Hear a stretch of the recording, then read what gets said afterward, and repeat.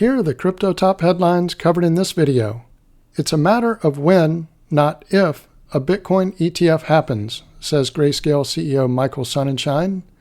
Next, SEC delays decision on Grayscale's proposed spot Ether ETF into the new year. Also, for the first time in history, you have an asset that is more scarce than gold, says Brian Kelly. Plus, crypto-friendly U.S. lawmaker Patrick McHenry won't seek re-election in 2024. Welcome to Crypto Top Headlines, where there's no clickbait thumbnails or titles, and no speeches on my opinions, just bringing crypto's news to you.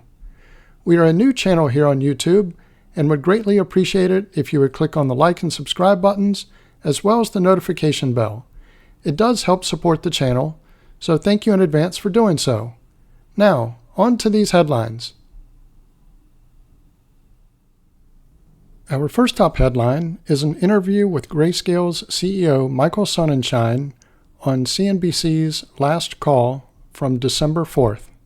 Somebody who knows with us tonight is Grayscale CEO Michael Sonnenshein. Michael, good to see you again. Good to see you. How would you have, I know how you would have answered that poll. Hope of a Bitcoin ETF. Well, if we zoom out and we look at 2023, Bitcoin is up 150% this year. Not bad. It has had a positive correlation with gold, as you've mentioned.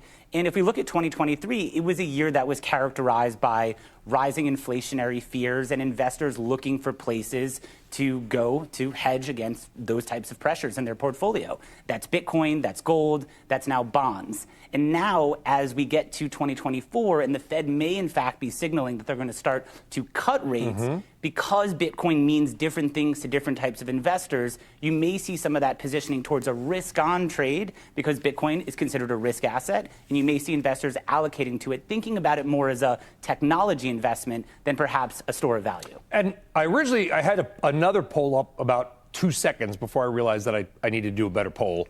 And I had inflation on there. And I did the second poll, the one that you saw up there, without inflation, because I thought, you know what? We've been talking about inflation for 2 years. The rate of inflation is coming down.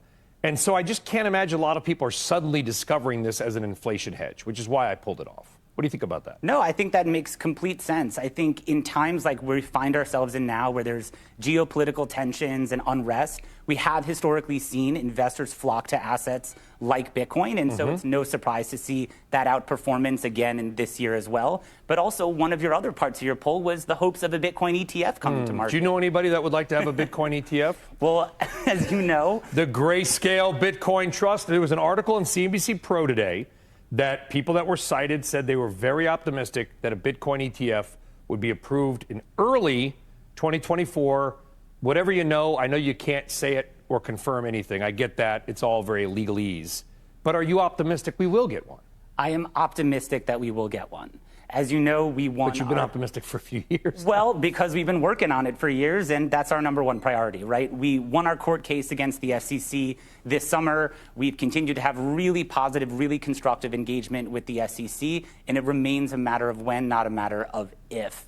And we have You're that confident, the when, not the if. I am that confident. We have investors in all 50 states. Grayscale Bitcoin Trust is the largest Bitcoin investment vehicle in the world. It's been around for 10 years. Investors have been very patiently waiting for this day to come. And it's probably, and I hope you would agree with this, if not, tell me, that this is probably the closest thing we have to a Bitcoin ETF, correct? And yet you still trade at a discount to Bitcoin. Now, the discount has narrowed, hopefully, as we get the optimism. But why does it trade at a discount to Bitcoin? Well, so because GBTC today is not an ETF, it doesn't have that embedded creation redemption mechanism that would allow the shares to be kept in line with its net asset value. And so the fund has traded at premiums and now trades at discounts. Just like a closed-end bond fund might. Exactly.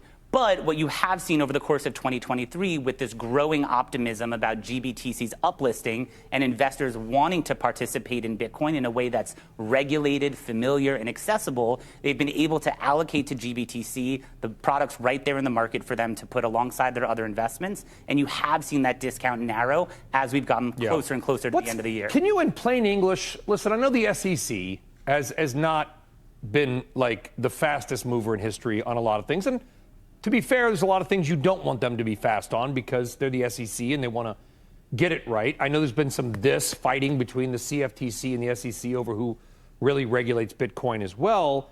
And I also know that a lot of the federal workforce has never come back to the office. There's a lot of remote work. I bring all this up because I would like your take on why it has taken so long.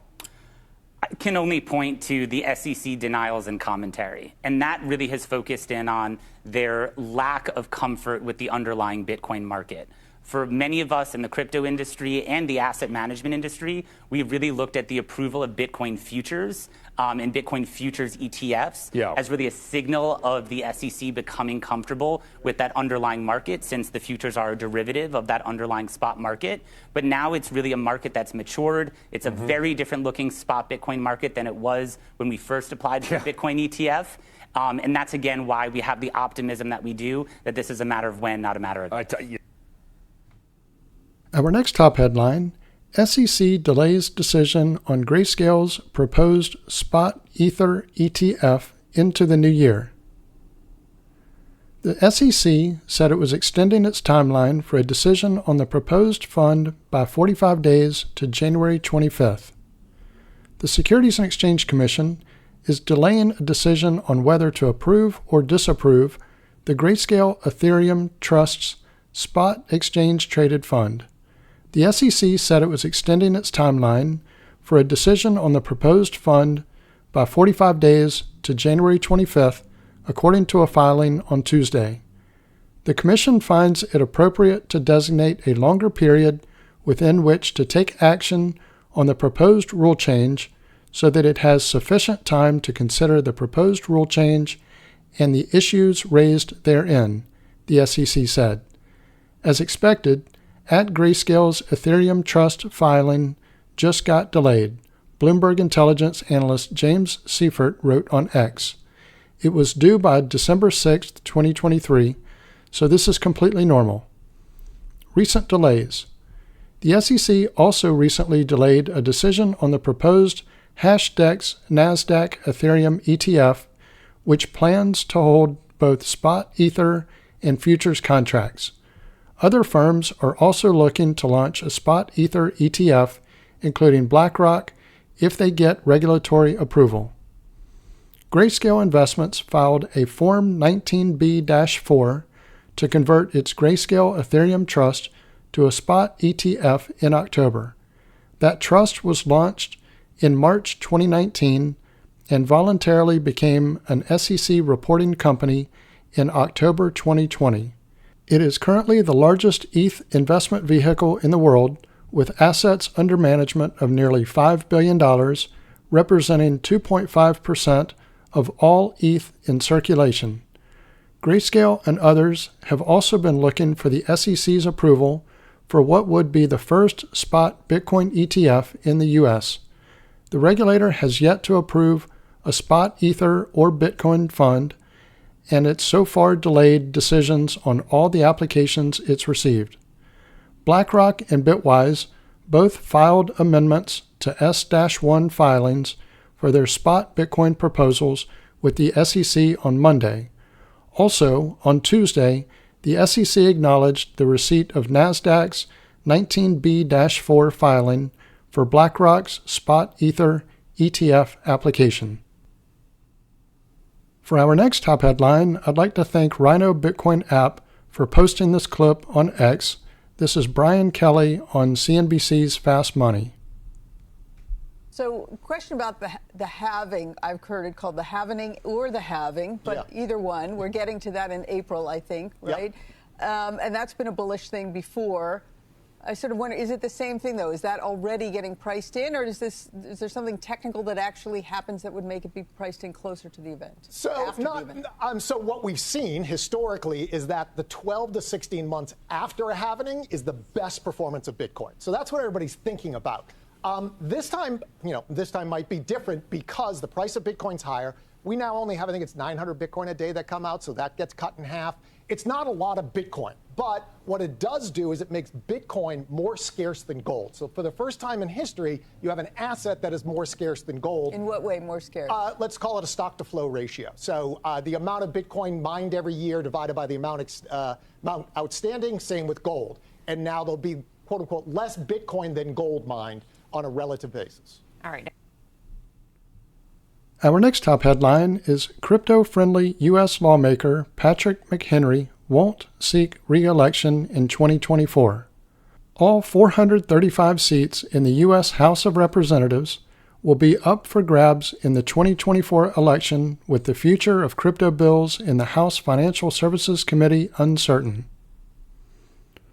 Representative Patrick McHenry, chair of the United States House Financial Services Committee and a proponent of many pieces of crypto-focused legislation, will be retiring from Congress. In a December 5th statement, McHenry said he would not seek re-election to the U.S. House of Representatives and is expected to leave Congress in January 2025. He will have served for 20 years as a representative at the time of his departure, having been sworn in January 2005. This is not a decision I come to lightly, but I believe there is a season for everything, and for me this season has come to an end, said McHenry. There are many smart and capable members who remain, and others are on their way. I'm confident the House is in good hands. During his time as chair of the House Financial Services Committee, McHenry was one of the few crypto proponents in Congress who pushed for passing bills to establish regulatory clarity for digital assets. He also acted as interim Speaker of the House when Republican members of Congress were unable to unite behind a single candidate to replace former Speaker Kevin McCarthy. Chairman McHenry is an unparalleled leader who has consistently recognized the importance of responsible innovation and fit-for-purpose regulation in the financial sector, said Sheila Warren, CEO of the Crypto Council for Innovation. We have appreciated McHenry's approach to coalition building, willingness to work in a bipartisan nature, and constructive engagement with industry. He will be noticeably missed in Congress. Jake Chervinsky, soon to be former Chief Policy Officer of the Blockchain Association, thanked McHenry on X for his leadership on crypto policy. Some industry leaders on the social media platform expressed regret at the North Carolina representative's departure, including Coinbase President Emil Choi.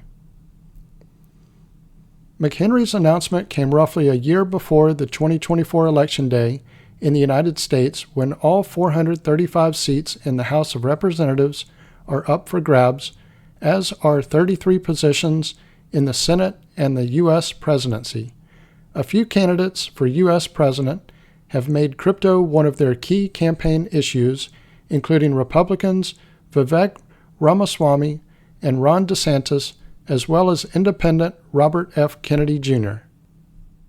So this concludes our top headlines. If you haven't already done so, don't forget to click on the like and subscribe buttons, as well as the notification bell. Also, leave your thoughts in the comments and share this video with your friends and family. Thank you all for watching Crypto Top Headlines, bringing crypto's news to you.